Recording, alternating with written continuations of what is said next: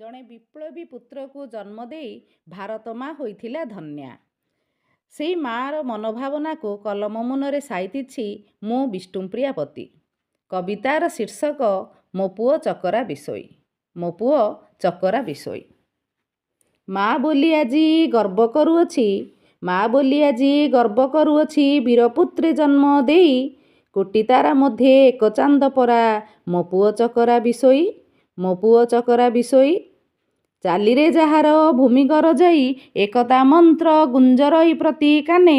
ସିଂହ ରାଜା ଭଳି ମୋ ପୁଅ ପରା, ବସିଛି ଘୁମୁସର ବନ ଆସନେ, ବସିଛି ଘୁମୁସର ବନ ଆସନେ। ଘୁମୁସର ରାଜେ ସେ ଭଞ୍ଜନଗର, ଘୁମୁସର ରାଜେ ସେ ଭଞ୍ଜନଗର। କୁଲାଡ଼ ବିଞ୍ଜିଗିରି ଗ୍ରାମ ତାର, ଜନମୀ ଗରଭୁ ମୋ ମୂଲ୍ୟ ରଖିଛି।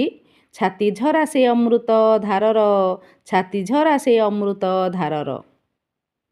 କାନ୍ଧରେ ମିଶାଇ ଅନେକ କାନ୍ଧକୁ, କାନ୍ଧରେ ମିଶାଇ ଅନେକ କାନ୍ଧକୁ, କଲାରେ ସେ କନ୍ଧ ମେଳି।